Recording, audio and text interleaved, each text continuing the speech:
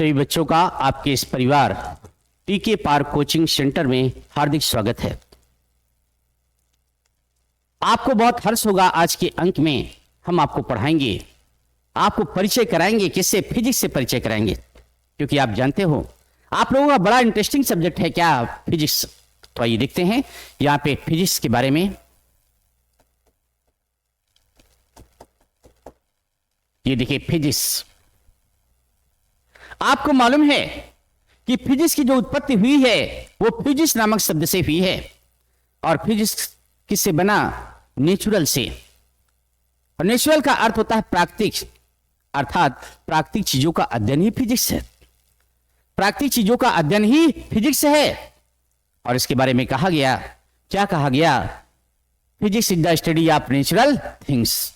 यहां पे देखिए क्या कहा गया, यहां पे आपको मालूम है physics is the study of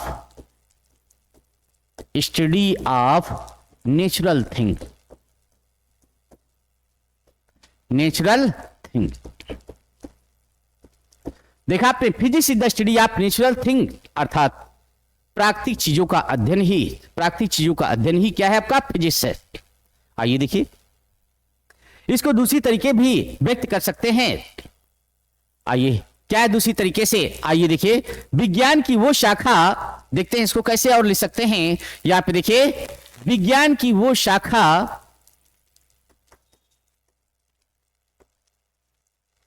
वह शाखा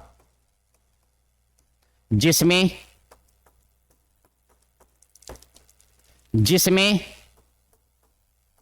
प्रकृति एवं प्राकृतिक घटनाओं का अध्ययन किया जाता है।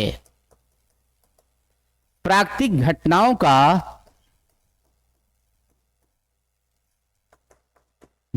का अध्ययन किया जाता है।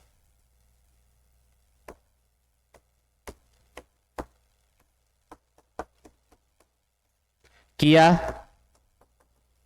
जाता है। देखा आपने, यहां पे क्या है? विज्ञान की वो शाखा, यहां पे देखेंगे विज्ञान की वो शाखा जिसमें प्रकृति एवं प्राकृतिक घटनाओं का अध्ययन किया जाता है, क्या कहलाता है? भौतिक विज्ञान कहलाता है। क्या कहलाता है? भौतिक विज्ञान। क्या है आपका? फिजिक्स कहलाता है। यहां पे देखिए, जैसा कि आपको ज्ञात है, न्यूटन का नाम आप लोगों ने बहुत सुना होगा। न्यूटन को जानते हो क्या कहा जाता है? फादर ऑफ फिजिक्स कहा जाता है। न्यूटन को क्या कहते हैं? Father of physics. किसे कहा जाता है? न्यूटन को कहा जाता है।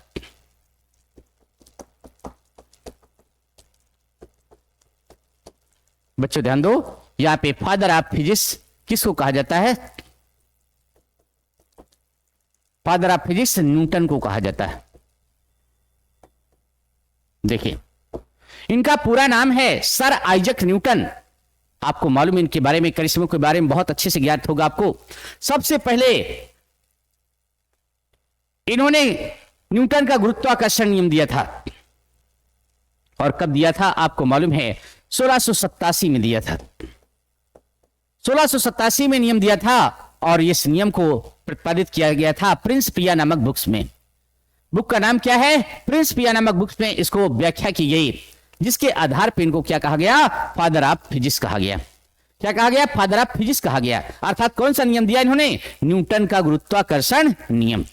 तो आइए देखिए, फिर कहा जाए, ये नोट नंबर फर्स्ट में आपने लिखा कि फादर ऑफ फिजिक्स, और इसी में देखिए कहा जाए कि आपका father of modern physics.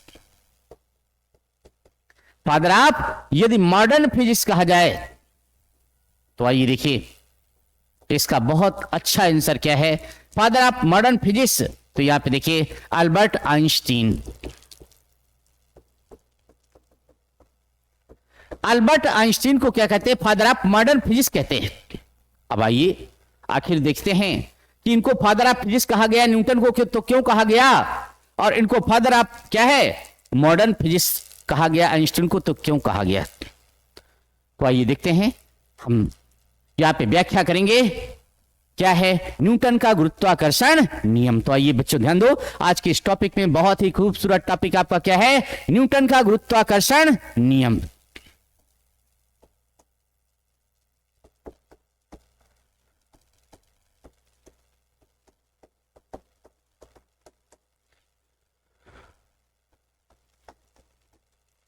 Newton का क्या है, गुरुत्वाकर्षण नियम। क्या है न्यूटन का गुरुत्वाकर्षण नियम? क्योंकि यही एक पहले साइंटिस्ट थे जिन्होंने सबसे पहले क्या है, आपका गुरुत्वाकर्षण नियम दिया था। आपको मालूम है ये ऐसे महान वैज्ञानिक थे जिनमें पूरी क्षमता थी, पूर्ण चिंतनशील व्यक्ति थे। जैसे आपको मालूम है, एक बार की कहानी, छोटी सी कहानी बताएं। बच्चों ध्यान से सुनना, आप लोग ध्यान से सभी लोग सुनिए। आइए, जैसे आपने बचपन में अपने मित्रों के साथ खेलने गए होंगे, वैसे न्यूटन भी अपने मित्रों के साथ खेलने जाते हैं। और खेलने कहां जाएंगे? आदमी खेत खलिहान में जाता है, जंगल में जाता है, ठीक है ना। कहीं आपका देखिए बाहर, मतलब घर से बाहर, खेलने का मतलब घर से बाहर। तो वैसे ये भी गए। थोड़ा मौसम खराब था। मौसम खराब में आंधी थोड़ी सी आई। आपने जानते हो मई जून के महीने में आंधी आई। जब आंधी आई तो जानते हो सेब के बगीचे गए थे। कहां गए थे? जहां पे सेब का बगीचा था। और जैसे आंधी आई तो वहां से सेब के फल आपके गिरे। इनके सारे मित्र उठा के खाना शुरू कर दिया।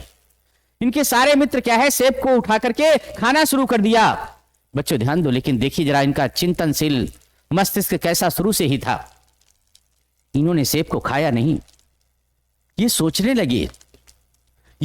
लगे कि आखिर क्या कारण है, ये फल नीचे ही क्यों आया? अरे ऊपर जा सकता था, ये ऊपर क्यों नहीं गया? इधर उधर क्यों नहीं गया? सीधा नीचे ही क्यों आया?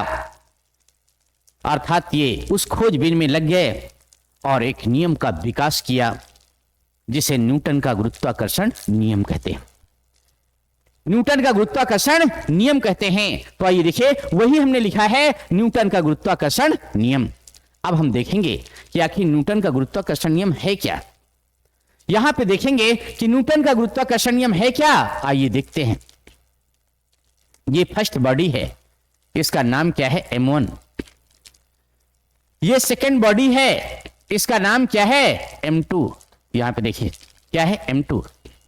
देखते हैं, ये आपका फोर्स लग रहा है, यहां पर भी आपका फोर्स लग रहा है। तो ये देखिए, ये अट्रैक्टिव फोर्स है, आकर्षण बल। दोनों एक दूसरे को क्या है, अट्रैक्ट करते हैं। आइए, ये दोनों के बीच में दूरी क्या है, यहां से यहां तक की डिस्टेंस क्या है, इस डिस्टेंस को R से शो करते हैं। इस डिस्टेंस को किससे शो करते हैं, R। देखिए क्या इसकी डिफिनेशन है, बहुत ही सुंदर डिफिनेशन। आइए उस सुंदर डिफिनेशन को देखते हैं कि क्या है इसकी सुंदर डिफिनेशन, वो देखते हैं। ध्यान से देखें,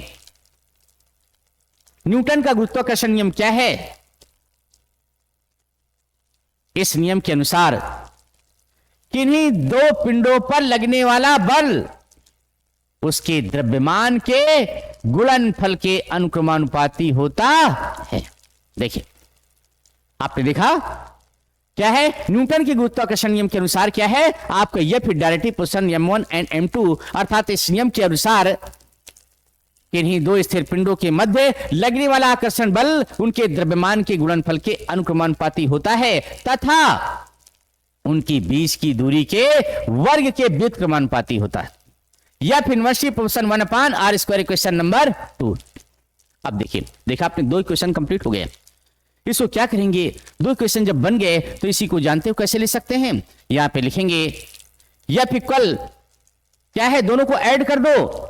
जब दोनों को ऐड कर देंगे तो देखिए ऐड करने पे क्या तैयार होता है, इसी को लिख देते हैं।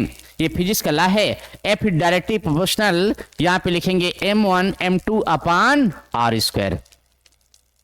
आप ये भी जानते हो कि फिजिक्स का लॉ है कि जब भी डायरेक्टली प्रोपोर्शन को हटाते हैं तो यहां पे क्या लगा देते हैं, कांस्टेंट लगा देते हैं। तो ये फार्मूला क्या बन गया, F इक्वल G, ये सूत्र बन गया M1 M2/r²।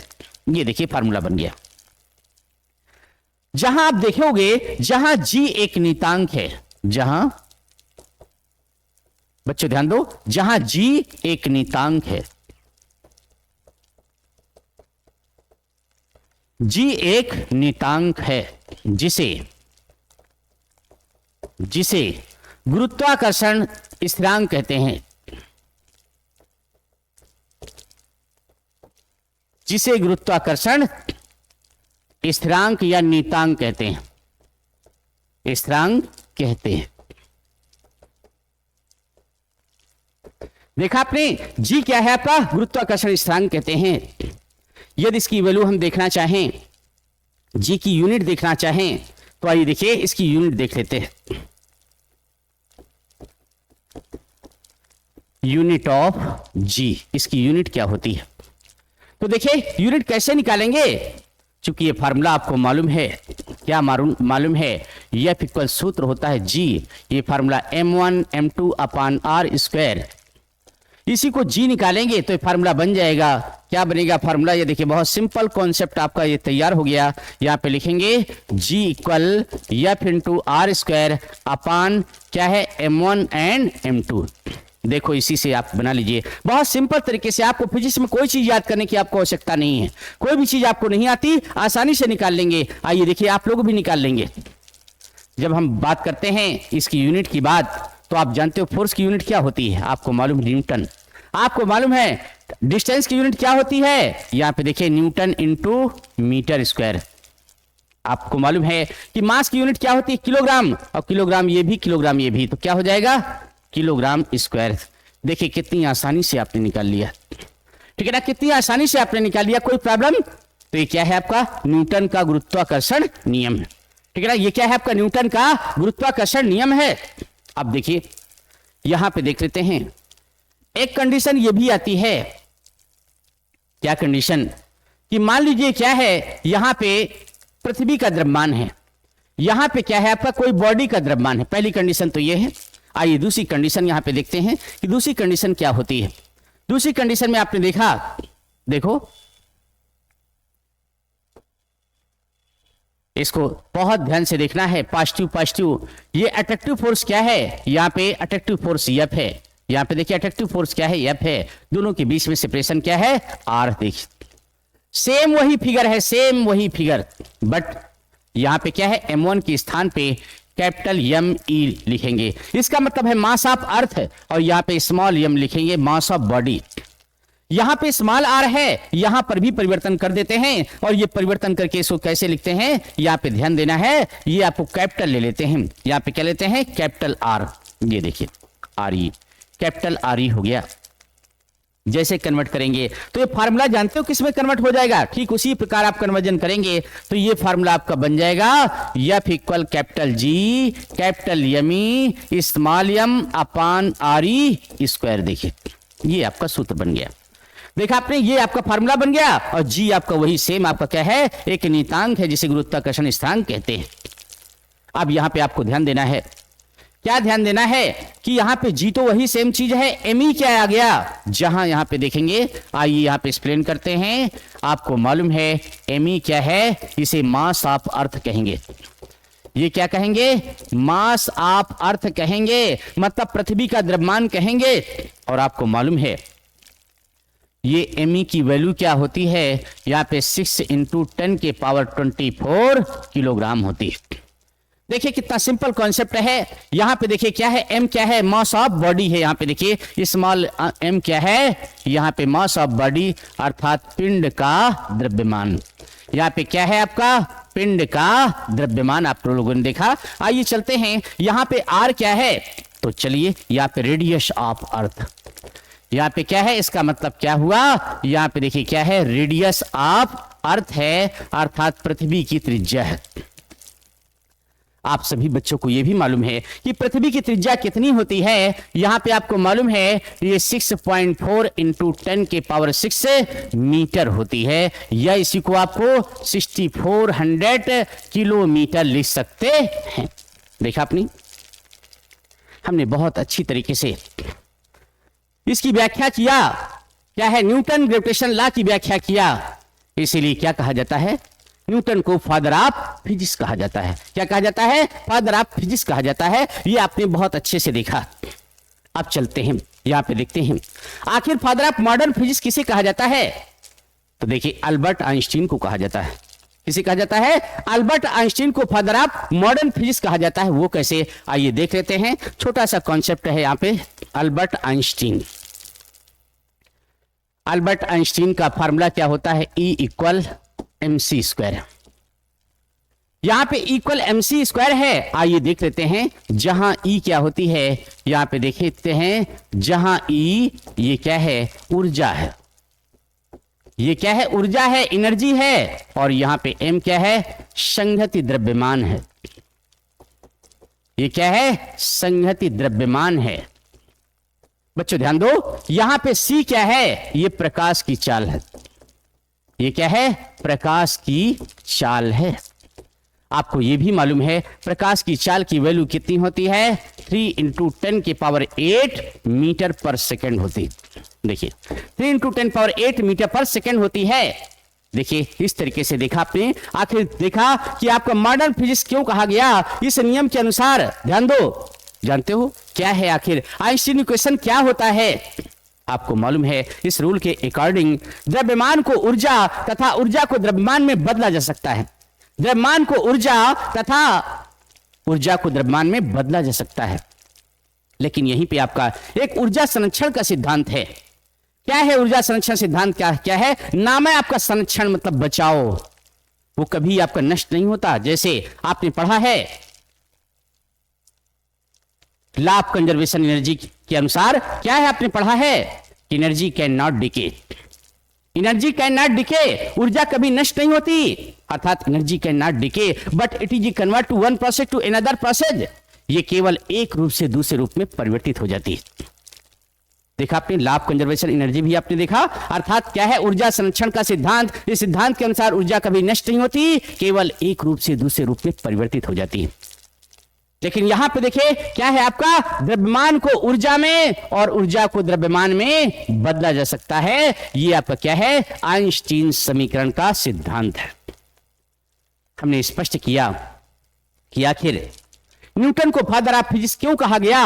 हमने यहां पे आपको बताया कि आपको देखिए अल्बर्ट आइंस्टीन को फादर ऑफ मॉडर्न फिजिक्स क्यों कहा गया। आप लोगों ने देखा और हमने बहुत अच्छे से इसको क्लियर किया है। आपको वीडियो पसंद हो तो प्लीज आप लोग लाइक करें, सब्सक्राइब करें चैनल को, और ये वीडियो को ध्यान दो अपने मित्रों के बीच में जरूर शेयर करें, क्योंकि इसमें आप जानते हो क्या है, किसी की मेहनत लगी हुई है, उसका भी रखें। आपका कुछ नहीं जाएगा, आप लोगों क्या है केवल जुड़ना है। जैसे आपकी एक चैन जुड़ती जाएगी तो जानते हो हमारी ताकत होगी। आपकी जैसे एक कड़ी जुड़ेगी वो हमारे लिए क्या है, एक ताकत बन के उभरेगी। और आप ये ध्यान दीजिएगा आपका नुकसान क्या है, कोई नुकसान नहीं है। तो सभी बच्चों से हमारा प्लीज आग्रह है कि आप लोग ध्यान दो, ये वीडियो को बहुत अच्छे से देखें और अच्छा स्टडी करें। आपका कंटेंट बहुत लाजवाब मिलेगा, आपको बहुत जबरदस्त मिलेगा। आप जो भी कर रहे हैं, जिस स्थिति में हैं, जहां भी सफलता पाना चाहते हैं, आप 100% कामयाब होंगे, क्योंकि आपको मालूम है कोई लक्ष्य बड़ा नहीं, जीता वही जो डरा नहीं। और सोच को बदलो सितारे बदल जाएंगे, नजरों को बदलो नजारे बदल जाएंगे। तो बच्चों आज के टॉपिक में बस इतना ही, मिलते हैं नेक्स्ट वीडियो में। ओके।